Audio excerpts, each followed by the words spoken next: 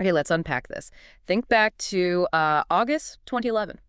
Eli Manning. Yeah. He just comes out and says, cool as anything, that he's in Tom Brady's class. Which is a pretty bold statement back then. Well, right. Then fast forward, 6 months? February 2012. Super Bowl. Exactly. Super Bowl trophy, second MVP award, and who did they beat? Brady's Patriots. Again. Mm. Now that right there isn't just some fluke. It's got to be about mindset, right? The power of confidence. Absolutely. And for everyone listening, always looking for those insights, that edge. Well, Yeah. Today we're diving deep into how you actually build that kind of confidence. Yeah. Today's deep dive is all about The Confident Mind by Dr. Nate Zinsser. And, the dedication kind of sets the tone. It's for those who dare to pursue what they might be. I like that. And he starts with Sun Tzu. Victorious warriors win first, and they go to war. Win first. Win first. So our goal here is to really pull out the core strategies from the book, practical stuff, to help you cultivate that win first mentality, that real solid confidence for whatever you're facing. Definitely. So whether it's, prepping for a big meeting, maybe trying to get up to speed on a new skill, or just curious about what makes high achievers tick, this is for you. Right. We're aiming to cut straight to the essentials, give you that shortcut to understanding how to build and keep that confidence without getting lost in the weeds.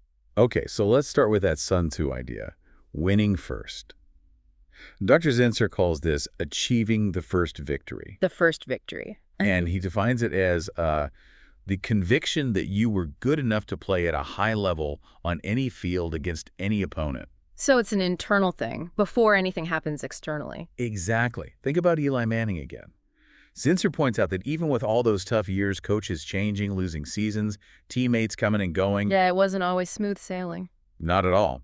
But Manning had apparently cultivated this inner belief. He'd already won that first victory in his own head.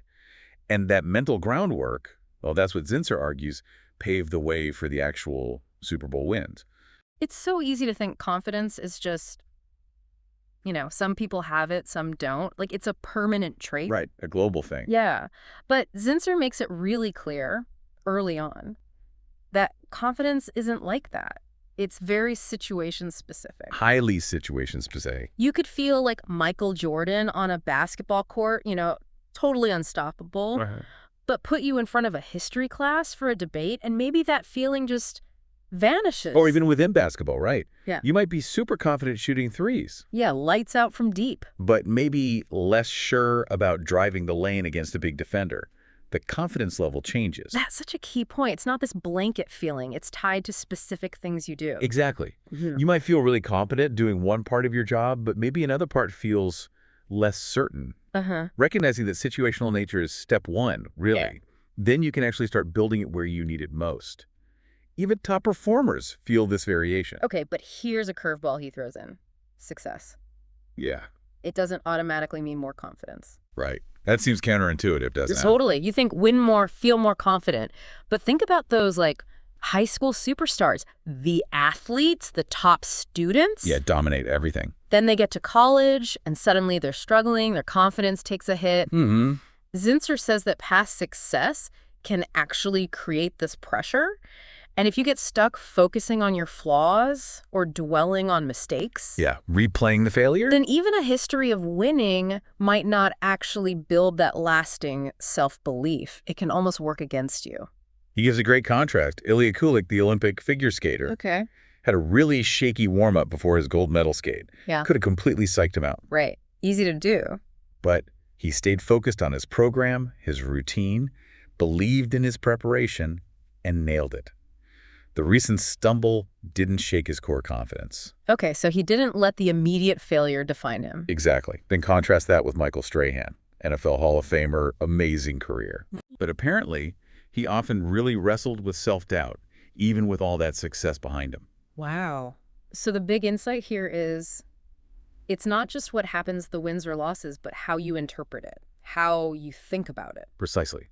And that leads right into this core idea in the book, the incredible power of your thoughts. Okay. Zinsser argues, pretty forcefully, that confidence has much more to do with how you think about what's happening than the actual events themselves. Like those examples Jill back in choosing positive memories. Right. Michael Strahan consciously changing his mental images. And Kulik just refusing to dwell on the bad warm-up. Yeah. It all comes down to controlling the narrative in your own head. It reminds me of Viktor Frankl. Oh, yeah. His whole idea about the last of the human freedoms. To choose one's attitude. Exactly. In any given set of circumstances, even in the absolute worst situations, Frankl saw that maintaining that inner core, that belief, was an ongoing choice. It's about how you frame things, moment by moment. That's incredibly powerful. And Zinsser digs into the mind-body connection too, doesn't he? He does. You know, for ages, Western thinking kind of kept them separate. Mind over here, body over there. Right. But Eastern practices, and now a ton of research from places like Harvard and Stanford, think Herbert Benson's relaxation response. They've shown just how deeply connected they are. Your thoughts, your emotions, they directly affect your physiology. Heart rate, blood pressure, all that stuff. It makes sense when you think about it. Yeah, try a quick thought experiment. Like, vividly picture yourself relaxing in a warm hot tub. Okay, nice. You'd probably feel your heart rate slow down just a tiny bit. Yeah. Right? Probably. Now flip it. Picture having a really stressful argument with someone. Okay. Heart rate probably ticks up immediately. Definitely. So Zinsser's point is, we spend so much time tracking our physical training, our diet, whatever. Right, the physical stuff. But we often neglect how much our everyday thinking habits impact how we actually feel and perform. He has that term for the negative side of it, the sewer cycle. Yeah, the sewer cycle. It's a downward spiral, right? Negative thoughts lead to poor performance. Which confirms the negative thoughts. Exactly. And down you go. It's a really vicious loop. So what's the alternative? He contrasts it with approaching things with energetic curiosity. Energetic curiosity. Okay. Instead of feeling weighed down by pressure, by fear of failure, it's shifting to this mindset of, okay, let's just see. Let's see how well I can do this right now. It sounds much lighter, more exploratory. It is. It's way more empowering and, frankly, better for performance than being crippled by anxiety. The key is spotting that sewer cycle starting and actively disrupting it. Okay. And building on that idea of constructive thinking, he also tackles perfectionism, right? That drive can be good, but it can turn destructive. Yeah, that initial push for excellence is obviously valuable. Sure. But when it morphs into demanding the impossible and beating yourself up over every tiny flaw. Yeah, that constant self-criticism. It just drains your confidence account, as he puts it. He really emphasizes that accepting we're human, we make mistakes, and learning to work with that imperfection is crucial. So it's not about not striving, but about how you react when you fall short. Exactly. There's even research showing that people who aim high but manage their negative reactions to slip-ups actually end up less anxious and more self-confident. Okay, that makes sense. Now, what about those physical feelings, the nerves before a big event? Racing heart, sweaty palms. Yeah. We usually call that being nervous, right? We do, and that label itself can make it worse. Yeah. How? Zinsser reframes it. He says those sensations aren't necessarily nervousness in a bad way. They're natural physiological arousal. Arousal. Yeah, your body is literally gearing up for peak performance. Adrenaline kicks in, neural activity speeds up. Yeah. Your system is getting ready to deliver. So it's not a warning sign, it's fuel. Exactly. He calls it beneficial rocket fuel. Simon Sinek talks about this too. The difference between nervousness, racing heart predicting a bad future, and excitement. Same racing heart, but anticipating a good future. Ah, so it's the interpretation again. It's all about the interpretation. You can choose to see those jitters as your body helping you, not hindering you. Okay. What about plateaus? Yeah. Those times when you feel stuck, like you're working hard but not getting any better, that can kill confidence. Oh, definitely. It's super frustrating. Zinsser brings in George Leonard's work here, the idea of delayed learning. Delayed learning. Yeah. He explains that even when it feels like nothing's happening on the surface, there's important stuff going on underneath. Your brain is processing, consolidating, making changes. So improvement is happening even if I can't see it yet. That's the idea. You're putting in the conscious effort, and eventually that learning gets integrated, becomes more automatic. That breakthrough you feel later, it was building during the plateau. So we shouldn't hate the plateaus. He suggests valuing them. Think of them as improvement factories. That's where the real rewiring in your nervous system is taking place. It's another reframing exercise, like seeing jitters as fuel. Okay. Improvement factories. I like that. So how do we actively build this confidence? He talks about a mental bank account, right? Yeah, the mental bank account of confidence. Yeah. And the key mechanism here is your mental filter. Mental filter. Think about it. You're constantly filtering information, memories from the past, thoughts in the present, imaginings about the future. Your filter selects what you focus on. Right, you can't pay attention to everything. Exactly. And Zinsser stresses how vital it is to consciously filter in the constructive stuff, the positive memories, the helpful thoughts, the successful visions. He uses that story about Lieutenant John Fernandez, doesn't he? Yeah, really powerful example. After losing his legs in Iraq, he made a conscious, deliberate choice to filter his focus towards living a great life, despite everything. That's an incredibly effective mental filter in action. Wow, so it's about choosing what gets through that filter past, present, and future thoughts. Precisely. Developing the discipline to consistently focus on performing well, on succeeding whenever you think about your field, not ignoring reality, but directing your mental spotlight intentionally. And he gives practical ways to do this, right? To make deposits in that bank account. Yes, absolutely. Mm-hmm. One key exercise is called My Top 10. Top 10 accomplishments. Exactly. You actively mine your past for 10 specific moments in your field where you felt genuinely proud, energized, successful. Do they have to be huge, like winning a championship? Not at all. They can be smaller wins. Nailing a presentation, mastering a difficult technique, helping a teammate, maybe even teaching your kids something new if that relates to skills you use. Anything that gives you that feeling of competence and pride. So the act of just finding and listing them helps. It builds that skill of selective thinking, of focusing on the positive. He even suggests attaching a photo or image to each one to make the memory more vivid and emotional. He mentioned a wrestler, Bobby Heald. Yeah, use his list, simple personal moments of success as regular confidence boosters. Okay, but what if someone has past successes, but right now, today, they just don't feel confident? Zinsser's advice would be, actively recall those specific top 10 memories. Force yourself to revisit those moments. Feel what you felt then. Those positive experiences are still part of you. You just need to bring them back into the spotlight through that mental filter. Okay, so the top 10 helps mine the past. What about keeping the account topped up day to day? For that, he suggests the daily ESP. ESP, like psychic. No, not quite. It stands for Effort, Success, Progress. Ah, okay. Effort, success, progress. At the end of each day, or maybe after a key work session or practice, you take just a few minutes to reflect. On what specifically?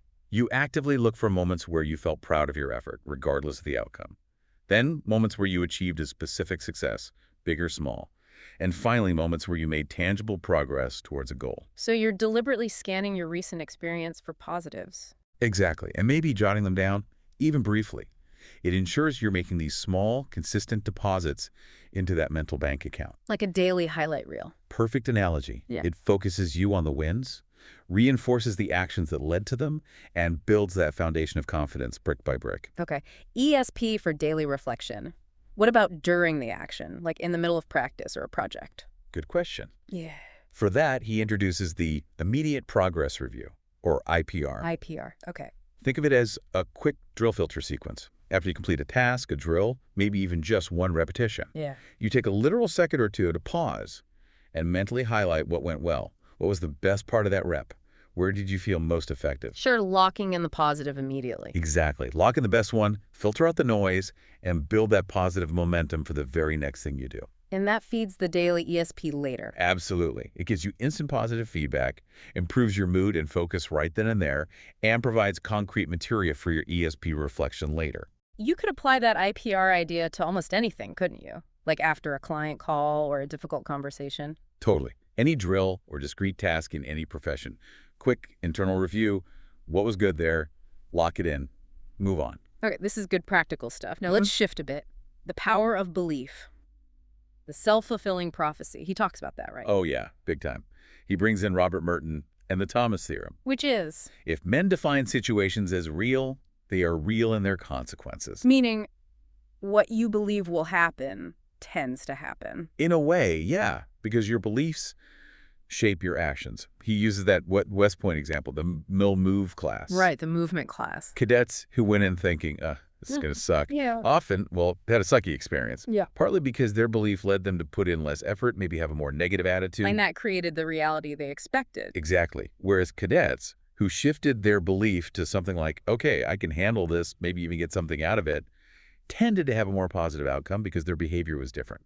So our initial beliefs really set the stage. They really do. They trigger thoughts, which drive behaviors, which lead to consequences that, surprise, surprise, often confirm the original belief. It can be a positive cycle or a negative one. And that internal voice, the one chatting away in the back of your head, that plays a huge role here. Crucial role. Zinsser says it can be your worst enemy or your best coach.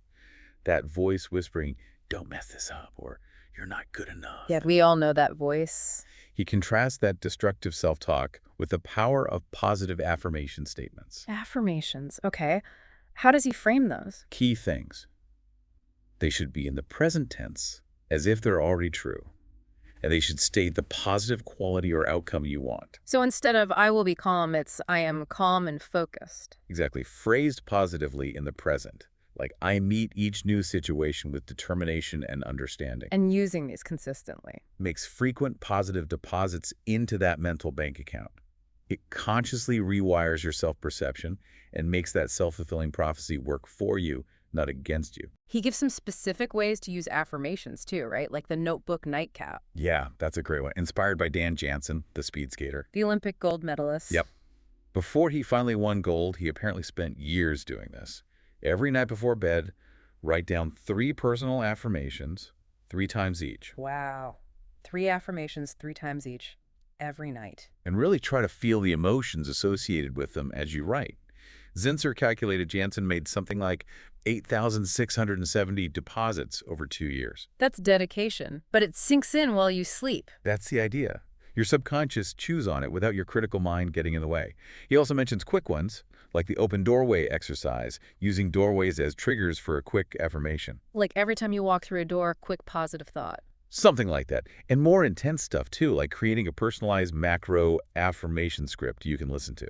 Okay, affirmations are about changing beliefs. What about envisioning? Mental imagery? Another really powerful tool. Zinsser explains that your nervous system, your brain, doesn't always clearly distinguish between something you vividly imagine and something you actually experience. Really? Like the lemon example. Think about biting a juicy lemon. And you start salivating. Mm-hmm. Your body reacts as if it's real. So, when you mentally rehearse, performing well, We're activating the same neural pathways. pretty much, you're strengthening those connections, making the desired actions smoother, more automatic. Like physical practice, but you could do it anywhere. But he says its biggest value isn't just skill refinement, right? Right. He argues the greatest benefit of envisioning is building confidence and that sense of certainty about the future. How does that work? By repeatedly picturing yourself succeeding, handling challenges, achieving your goals, you literally start to change your self-image. You begin to see yourself as someone who can do those things. It powerfully motivates your unconscious mind. There was that study he mentioned about eating disorders. Yeah, Jody Harlow's work, showing how positive self-imagery could significantly improve self-concept and body image. And the hammer thrower story. Jerry Ingalls. Oh, that's a fantastic one.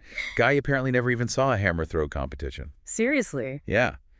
But through incredibly diligent, detailed mental metativing, envisioning, picturing the technique, the feel of the throw, the whole sequence over and over. He taught himself mentally. Essentially, yes. And in just 4 years, he qualified for the Olympic trials. Just through the power of his mind, shaping his physical potential. That's incredible. So how do you do it effectively? He gives steps, right? He does. A kind of blueprint for envisioning breakthrough performance. Okay, walk us through it. First, find your private room, quiet, comfortable, undisturbed space. Got it. Second, mentally arrive at your arena. Use memories, photos, whatever helps to transport yourself there. Engage the senses, sights, sounds, even the feel of the air, those natural butterflies. Okay, I feel like you're really there. Third, mentally go through your prep routine. Gearing up, warming up, stepping up to the starting line. The pre-performance ritual. Fourth, get off to a great start. Envision that positive beginning. Fifth, hit the big moments. Picture the key actions, executing them flawlessly. Really engage all your senses and feel the positive emotions. Confidence, power, flow. Don't just see it, feel it. Crucial. Sixth, finish strong. Envision a successful conclusion. And seventh, celebrate. Allow yourself to feel the joy, the satisfaction, the validation of that imagined success. Wow, that's detailed. But what about when things go wrong? Because they do. Yes, the unexpected. That's where the flat tire drill comes in. Flat tire drill, okay. Zinsser says you need to anticipate potential problems. What are the likely flat tires that could derail you in your field? A missed deadline, a difficult client, a technical glitch, a dropped pass. Identify the probable obstacles. Then you deliberately envision those things happening. But you immediately follow it by vividly picturing yourself responding effectively, calmly, competently overcoming the setback. So you're creating mental backup plans. Exactly. Mental subroutines for handling adversity. The key, he stresses, is to spend way more time envisioning the successful response than dwelling on the problem itself. Build confidence in your ability to handle trouble. Precisely. Proactive mental preparation for the inevitable bumps in the road. Now, there was this interesting bit about delusion, like a positive kind of delusion. Yeah, it sounds weird, right? But think about learning to ride a bike. Okay. Lots of falling at first. Totally. Wobbling, crashing. Logically, the early evidence might suggest you can't do it. Yeah. But you held on to this, slightly unfounded belief, this delusion, that eventually you would be able to ride. And that belief kept you trying until you did. I see. So sometimes you need that belief even before you have proof. Zinsser argues yes. For achieving challenging goals, a degree of unwavering positive belief, even if it feels a bit like delusion early on, is often necessary to fuel the persistence needed to get through the tough initial stages. Holding that mental image of success despite setbacks. Exactly. Okay. And when mistakes do inevitably happen in the real world, how do you stop them from crushing your confidence? He had those 3 safeguards. Right. 3 ways to frame mistakes mentally to protect your confidence account. First, see them as temporary. Temporary, like just that one time. Exactly. He uses the example of Maddie Burns, a goalie, who trained herself to think just that one time after letting in a goal so it didn't snowball. Okay, temporary. What's the second? See them as limited. Well, It happened only in that specific instance or affected only that one small part. It doesn't define the whole performance or project. so don't generalize it. Right. And the third is related. View them as non-representative. This mistake isn't the real me. It doesn't reflect my true ability or preparation. Like Coach A yelling after drop passes, "This isn't us," externalizing it. Perfect example. These 3 frames, temporary, limited, non-representative, stop you from falling into those traps like, here I go again, or I always mess this up, or I'm just not good enough. Protecting the mental bank account? That's the goal. But what if those negative thoughts still pop up? That inner critic starts yelling. Yeah. For that, he offers a very direct 3-step process. Getting in the last word. Getting in the last word. Okay. Step 1. Acknowledge it. Briefly. Just notice the negative thought without getting sucked into it. Okay, there's that thought. Don't fight it initially, just notice it. Right. Step 2. Silence it. Yeah. Emphatically. Like mentally yell, "Stop V," or "enough," or whatever works for you. Interrupt the pattern forcefully. Okay. Acknowledge, then SWP. Step 3. Replace it. Immediately counterattack with something positive. Pull up a top 10 memory. Use an affirmation. Repeat a power mantra. Like that triathlete example. Refocus and go. Exactly. A quick, powerful replacement. Acknowledge, silence, replace. It's about actively seizing control of that internal conversation. Taking charge of the mic in your head. You got it. Now, there was that other mindset. The shooter's mentality. It sounded kind of weird, almost illogical. It is counterlogical in a way, Yeah. but super effective for some performers. The basic idea is like for a basketball shooter. A miss doesn't mean another miss is more likely. It actually makes a hit feel more likely I'm due. Right. And if they make a shot, they feel like they're hot, so the next one is also more likely. Exactly. It defies strict probability, but who cares? If that belief I'm due or I'm hot keeps you shooting confidently, keeps your effort and enthusiasm high, Then it works. then it works. Zinsser's point is your thoughts don't always have to be perfectly rational as long as they support constructive action and positive energy. Okay, that's an interesting twist. He uses case studies too, right? To show this stuff in action. Yeah, Deion Sanders is a prime example. Prime time. Okay.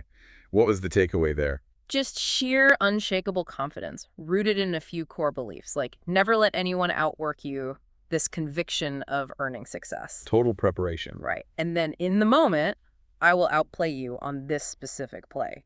Super present focused, failures were temporary, limited, he'd get you next time. Didn't dwell on mistakes. No. And that sense of ownership. It's mine. It's for me. Taking command of the situation, even changing his technique just to mess with opponents' heads. Confidence as a weapon. Absolutely. And apparently helping teammates believe in themselves too, spreading that confidence. So his mindset was a complete package. What about the other case study, Danny Briere? Yeah, the hockey player. Yeah. His story is more about regaining confidence after a dip. Okay, how'd he do it? He joined a new team, felt the pressure, wasn't playing his best. Then, in a crucial playoff shootout, he just decided. Yeah. He told himself something like, this is where I'm supposed to be. I was meant to be the difference maker. This moment is for me. He just consciously shifted his belief right then and there. Seems like it. He scored, and it was a turning point. It highlights that big first victory idea, again, making that internal decision to believe, even when things have been tough. Wow. So it can be a conscious choice in a critical moment? That's the takeaway. Okay, so building on these examples, Zinsser tackles some common beliefs that really sabotage confidence, doesn't he? He does. Beliefs that hold people back.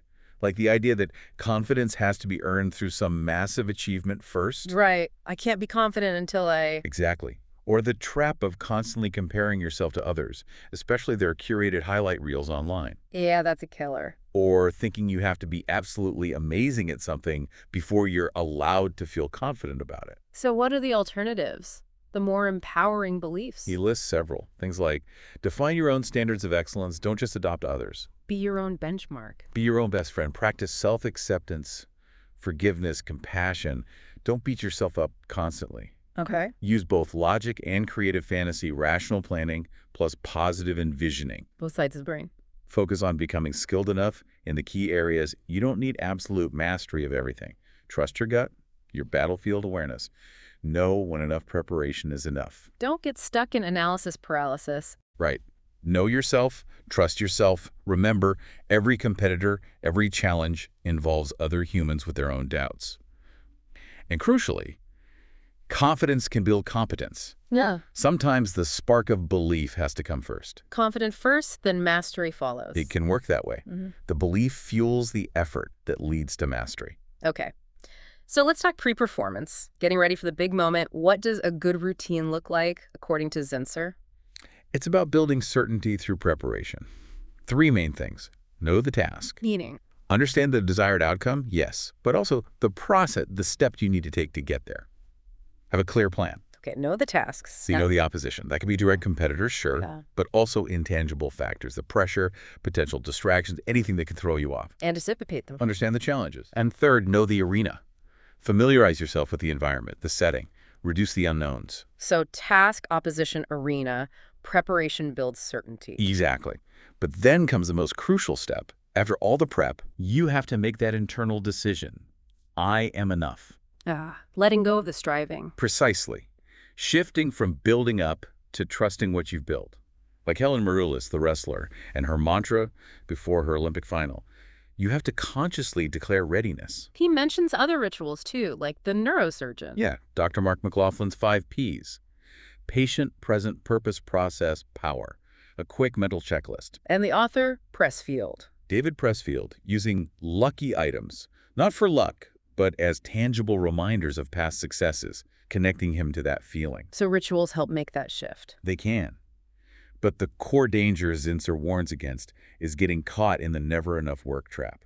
Always feeling like you need to do one more thing. Yeah, that feeling of being unprepared. At some point, you have to acknowledge your preparation, trust it, and mentally declare, okay, I'm ready, I'm enough. That's a key transition. But what about during the performance? Keeping that confidence high when things get tough. Yeah, maintaining it moment to moment is the real challenge. He stresses again that mental shrug off for mistakes. Acknowledge. Refocus immediately on the next play, the next task. Like Captain Randall in that Ranger Aid story. Exactly. That's an intense example of applying the mental training, achieving that state of mind without thinking, total absorption, dominating the situation through focus and practiced response. Mind without thinking. Being fully present. Right. And he has a simple technique for that too. Attach your attention. Attach your attention. Just become utterly fascinated by, completely absorbed in whatever you're doing right now, like getting lost watching a sunset. You're not thinking about other things. You're just in the experience. Apply that intense focus to the task at hand. Tune everything else out through fascination. Basically, yeah. And remember the U.S. bobsled team story, Doug Sharp. Oh yeah, the underdogs. Despite the odds, his mindset was, we're right where we want to be. That's the first victory. Again, winning it mentally before the event even starts. Believing in your chances. He mentioned a cycle for staying present, too. CBA. Yeah, the confidence breath attention cycle. A quick tool for pressure moments. Generate a confident thought, C. Take a full centering breath, Yeah. B. And then deliberately direct your attention, A. Back to the task. CBA. Confidence, breath, attention. Simple loop. Simple, practical. Okay, so performance is over, win or lose, good or bad. What happens next? The mental debrief. Right, the post-performance review. Crucial for learning and future confidence. Zinsser suggests asking yourself some key questions. Like? What went well? Be specific. What could have gone better? Again, specifics. Where did my confidence feel strong? Where did it dip? Why?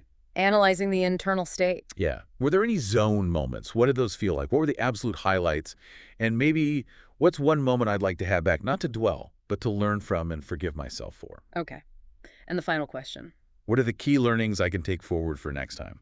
What do I need to practice, research, or focus on in my confidence building? So it feeds right back into preparation. Exactly. It closes the loop. Use the insights to refine your drills, your research, your mental exercises. Keep building that bank account. It really emphasizes that confidence isn't static. It's this ongoing process. Totally.